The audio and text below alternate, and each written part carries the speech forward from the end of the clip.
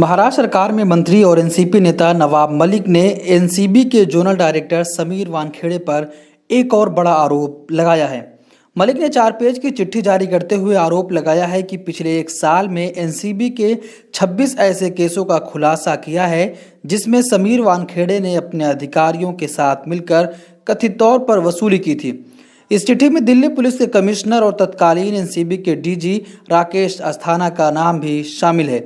बॉलीवुड के कलाकारों से भी वसूली की गई है, इस बात का भी जिक्र इस चिट्ठी में किया गया है। नवाब मलिक का कहना है कि उन्हें ये चिट्ठी एनसीबी के एक कर्मचारी ने पोस्ट से भेजी है, जिसके बाद उन्होंने इस चिट्ठी को एनसीबी के डीजी को भी भेज दिया है ताकि वो अपनी जांच में इस चिट्ठी को शामिल कर सकें। नवाब मलिक ने नामालूम एनसीबी के कर्मचारी द्वारा भेजी गई इस चिट्ठी को जारी करते हुए कहा कि जब से समीर वानखेड़े की एनसीबी मुंबई जोनल डायरेक्टर के तौर पर नियुक्ति हुई है तभी से वो फर्जी केस बना रहे हैं।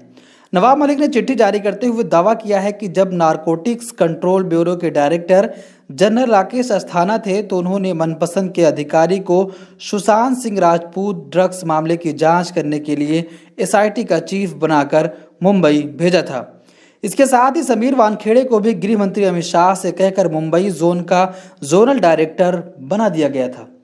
इसके बाद समीर वानखेड़े ने इस अधिकारी के साथ मिलकर बॉलीवुड के कलाकारों को फर्जी ड्रग्स केस में फंसाना शुरू कर दिया।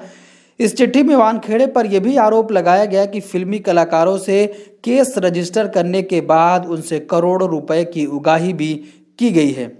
बॉलीवुड के जिन कलाकारों से ड्रग्स केस में वसूली की गई है उनमें फिल्म अभिनेत्री दीपिका पादुकोण, करिश्मा प्रकाश, श्रद्धा कपूर, रकुल प्रीत सिंह, सारा अली खान, भारती सिंह, हर्ष लिम्बाचिया, रिया चक्रवर्ती, शोभित चक्रवर्ती और अर्जुन रामपाल शामिल हैं।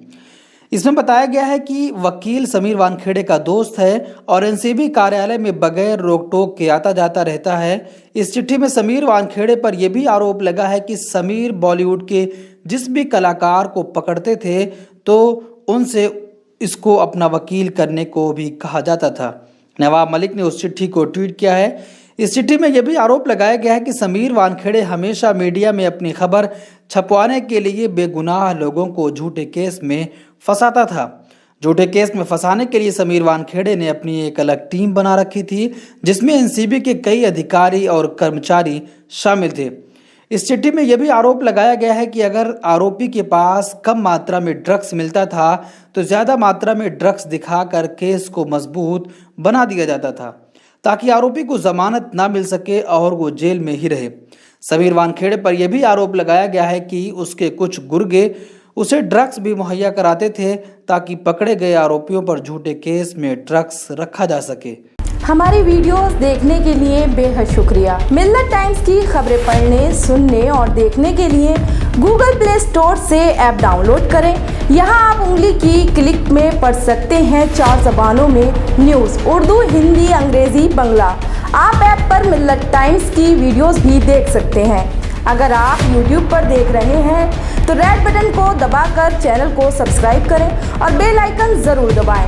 फेसबुक पर देख रहे हैं तो पेज को लाइक और फॉलो ज़रूर करें। ट्विटर और इंस्टाग्राम पर भी मिल्लत टाइम्स को फॉलो करें। मिल्लत टाइम्स की स्टोरीज हासिल करने के लिए टेलीग्राम और व्हाट्सएप पर बराह रास्त हमारे साथ जुड़ सकते हैं। हमारे काम से आप मुतमईन हैं तो इसे जारी रखने और मजबूत बनाने के लिए हमें सपोर्ट करें। स्क्रीन पर दिख रहे और डिस्क्रिप्शन में दिए गए अकाउंट नंबर पर मिल्लत टाइम्स को अपनी रकम भेज सकते हैं।